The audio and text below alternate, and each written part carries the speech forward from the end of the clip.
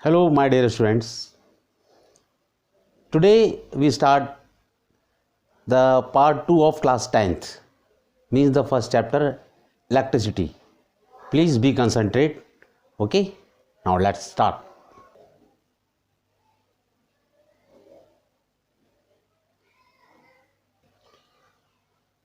From last class, इससे पिछली वाली क्लास में हम लोगों ने यहाँ तक पढ़ा था Q equal to N E. मैंने बताया था आपको Q चार्ज है, एन नंबर ऑफ इलेक्ट्रॉन है और ये एक न्यूमेरिकल करके दिखाया था मैंने आपको। यहाँ तक हम पढ़ चुके हैं। आप एक बार फिर से देखिएगा वीडियो, आपको समझ में आएगा। अब यहाँ देखिए मेरे हाथ की तरफ, from today part 2 is start of class 10th। The topic is very simple. You aware about this topic from class 6। आप क्लास 6 से क्लास 7 से इस टॉपिक के बारे में जानते हैं। जैसे कि सिंपल सी बात बताऊं, फोटोसिंथेसिस की डेफिनेशन शुरू होती है क्लास 4 से, क्लास 5 में, क्लास 6 में, 10th में भी है। लेकिन 10th की डेफिनेशन फोटोसिंथेसिस में और 4th में अंतर है, क्योंकि वो डिटेल हो चुकी है। इसी तरह से यहाँ भी क्लास 10th में कंडक्टर एंड इंसुलेटर्स में थोड़ा सा डिफरेंस ज़रूर होना चाहिए, जो कि मैं आपको समझाने की कोशिश कर रहा हूँ। आप ध्यान से सुनिएगा, सिंपल सी बात है। डेफिनेशन को मैंने पूरा नहीं लिखा है, आप पूरी खुद कर सकते हैं, खुद लिखने की कोशिश कीजिए, खुद अपने सेंटेंस कंस्ट्रक्ट कीजिए, अपनी हैबिट में लाइए, ये बहुत ज़रूरी है। तो कंडक्टर्स जैसे आप जानते हैं, those substance through which electricity can flow. Those substances are categorized into 2 category. One is insulator and second is conductor. Electric category में सब्सटेंस को 2 पार्ट में डिवाइड किया गया है। इलेक्ट्रिक कैटेगरी में मैं कह रहा हूँ, मेरी बात समझिएगा फिर जी। इलेक्ट्रिक कैटेगरी में सब्सटेंस को 2 पार्ट में डिवाइड किया गया है, कंडक्टर इंसुलेटर्स में।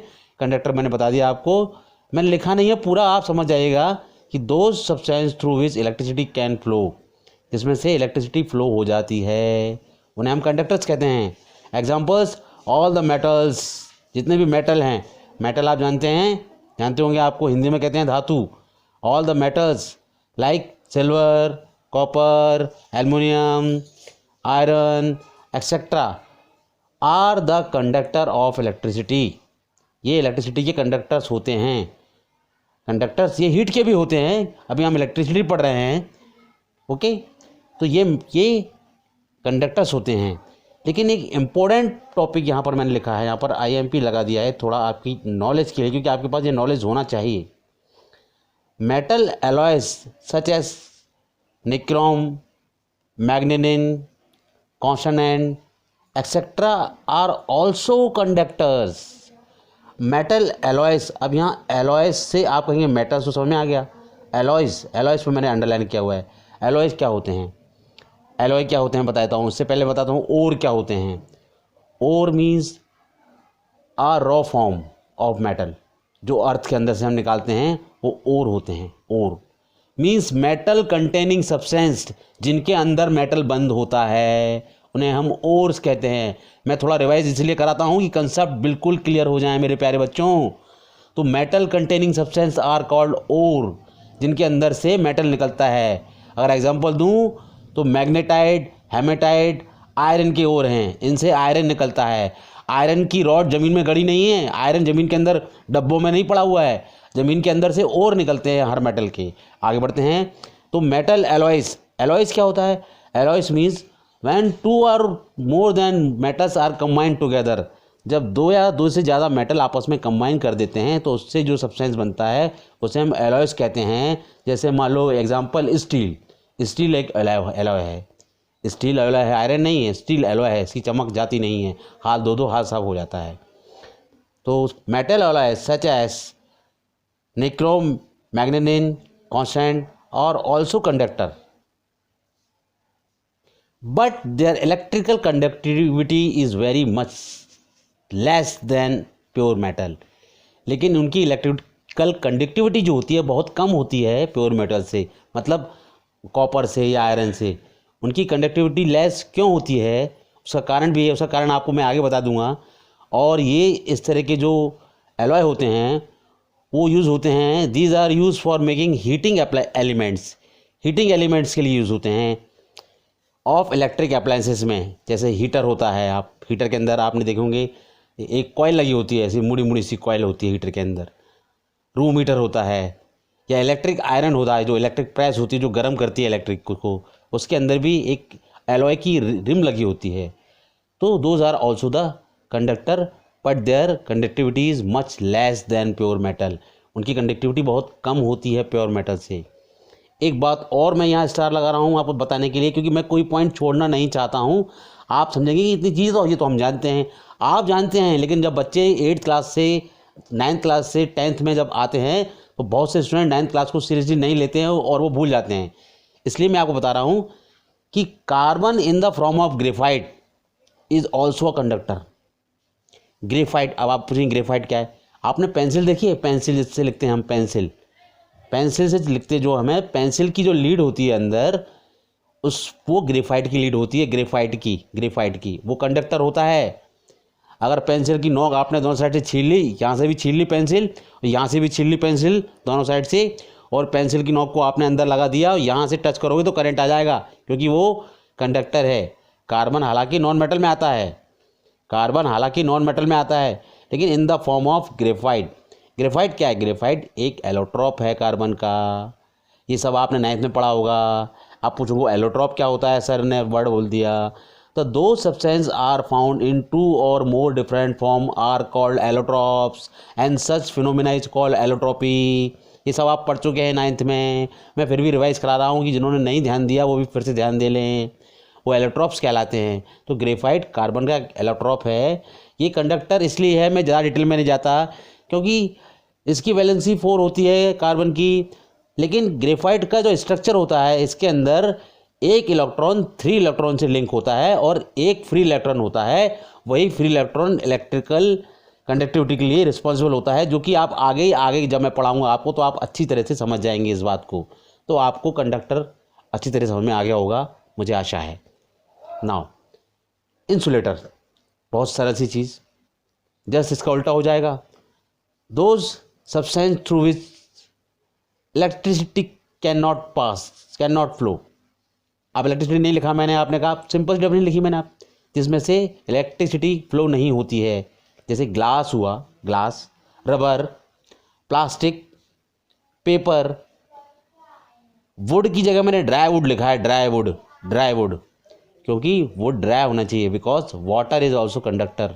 ध्यान रखना इस बात को आप, water is also conductor. Human body is also conductor, human body भी कंडक्टर है। अब एक क्वेश्चन मैं आपको छोड़ रहा हूँ आपके लिए यहाँ पर, उसका आंसर आपको देना होगा, कल आप मुझे कमेंट में देंगे। Human body is a conductor. क्या यदि आदमी जब मर जाए, डेड बॉडी हो जाए, तब क्या वो कंडक्टर रहेगी या नहीं रहेगी? ये क्वेश्चन आपके लिए है, दिस इज क्वेश्चन, ये आज का होमवर्क है, इसका आंसर आप मुझे देंगे। जो भी इसका आंसर देगा उसे मैं अप्रिशिएट करूँगा और उसके लिए एक फिक्स प्राइस भी दूंगा। क्या है क्वेश्चन, समझ गए? Human body is a conductor, पर क्या डेड बॉडी, जब ह्यूमन बॉडी मर जाता है आदमी, तब भी क्या वो कंडक्टर है? ये क्वेश्चन है, ये होमवर्क है, याद रखिएगा। चलिए, insulators, those substances through which electricity can not flow are called insulators कहलाते हैं वो।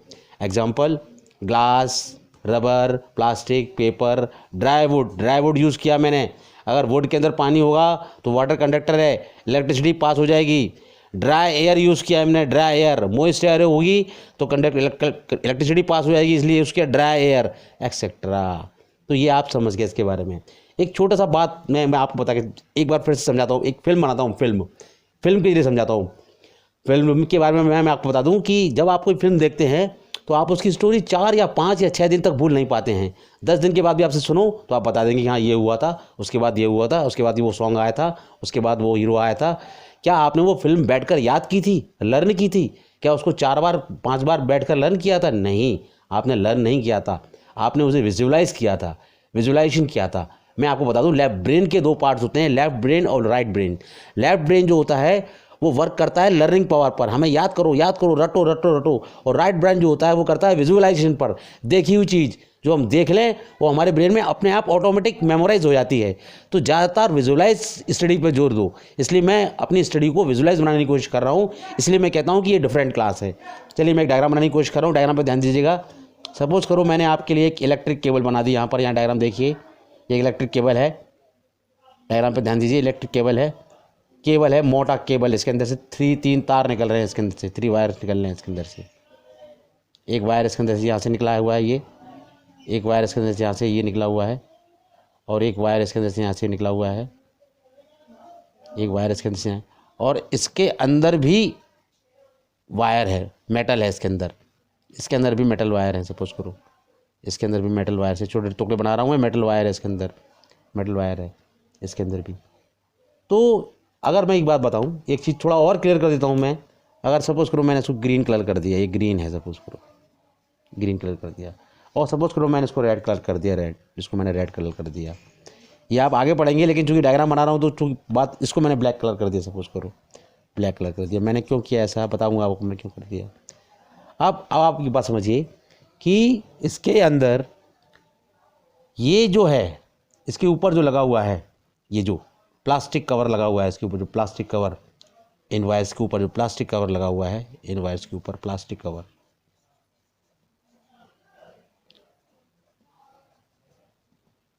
वो है इंसुलेटर।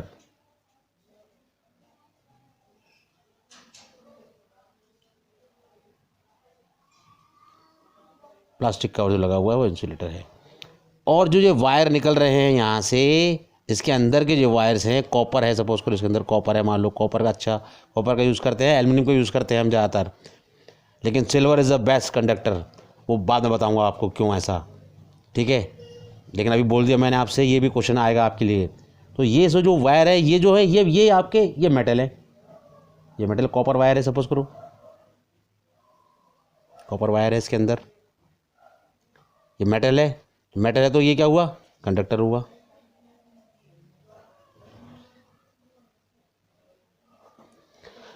तो ये इंसुलेटर और कंडक्टर के बीच में डिफरेंस बता दिया।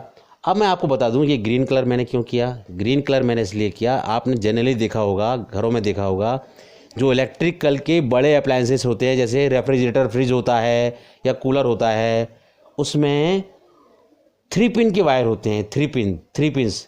अब आप 3 पिन्स के लिए मैं आपको एक डायग्राम छोटा सा और बताता हूँ। 3 पिन्स आप यहाँ डायग्राम सेकंड समझिए, अब आपको बताता हूँ, अभी समझ में आएगा, 1 सेकंड में आपको, अभी 1 सेकंड में समझ में आएगा आपको। 3 पिन्स होते हैं, मैं बता रहा हूँ 3 पिन्स का मतलब क्या होता है, अभी आपकी समझ में आ जाएगा 3 पिन्स का मतलब क्या होता है, ठीक। एक पिन ये लगाई हमने यहाँ पर, एक पिन हमने यहाँ लगाई, और एक पिन हमने यहाँ लगाई, सपोज करो, और हमने इसको एक प्लग का फॉर्म में, एक प्लग की फॉर्म देने की कोशिश कर रहा हूँ। एक साइंस के स्टूडेंट्स की डायग्राम बनाने की पावर अच्छी होना चाहिए। मैं थोड़ा सा जल्दी में स्केच पेन से बना रहा हूँ, डायग्राम पेंसिल से बनते हैं, आप पेंसिल का यूज़ कीजिएगा, पेंसिल से बनाइएगा। सपोज करो ये 3 पिन का आपका एक 3 पिन बन गया। तो ये जो हैं, ये मेटल पिन्स हैं, मेटल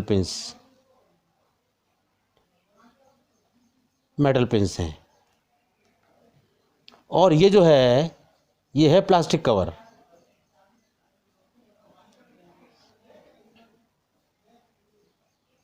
तो बताइए क्या हुआ, प्लास्टिक कवर क्या होगा, इंसुलेटर होगा,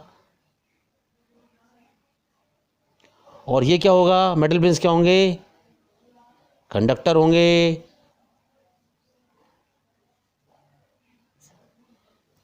तो ये थर्ड वाला पिन होता है, ये किस लिए होता है, आपने देखा होगा, ये थर्ड वाला पिन हर किसी में नहीं होता है।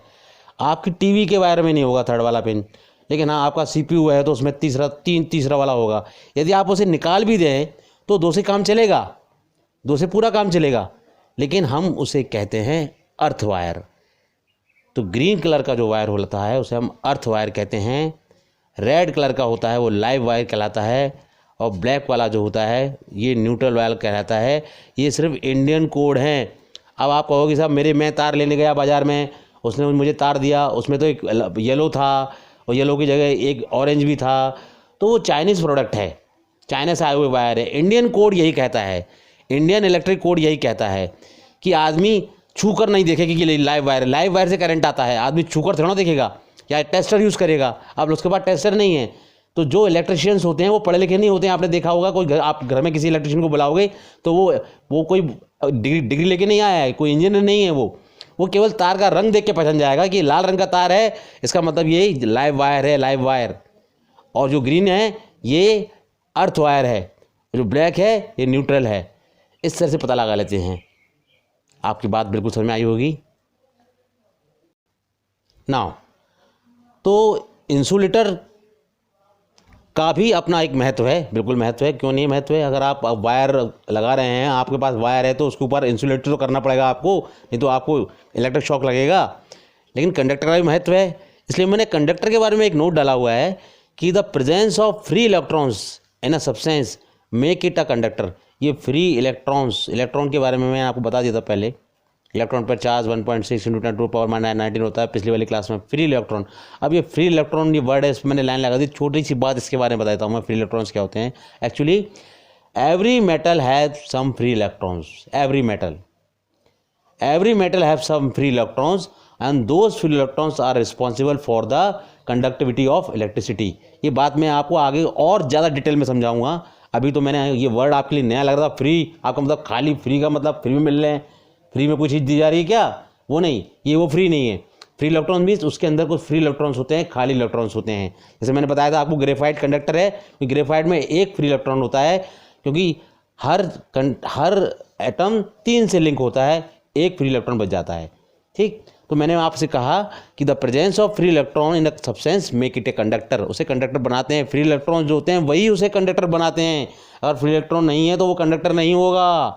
ठीक, अब एक और नया पॉइंट है, electricity can be define into 2 parts. Electricity को हम 2 पार्ट्स में डिफाइन करते हैं। वैसे इसकी ज़्यादा ज़रूरत नहीं थी इस पार्ट की, लेकिन फिर भी 10th क्लास में CBSE सिलेबस में NCERT में ये दिया हुआ है। NCERT में डिटेल नहीं होती है, टॉपिक्स होते हैं, लेकिन उन सभी टॉपिक्स पे क्वेश्चंस आ रहे हैं। आजकल नया पैटर्न हो गया है क्वेश्चन पेपर इस बार 10th का, आपने देखा होगा स्टैंडर्ड बेसिक 2 पार्ट कर दिए गए हैं, तो इसलिए किए गए हैं, इसलिए मैं आपको डिटेल में बता रहा हूँ। तो 2 पार्ट में पहला पार्ट बता रहा हूँ मैं आपको, स्टैटिक इलेक्ट्रिसिटी ऐसे ही बोल रहा हूँ मैं इसको, और सेकेंड पार्ट करंट इलेक्ट्रिसिटी।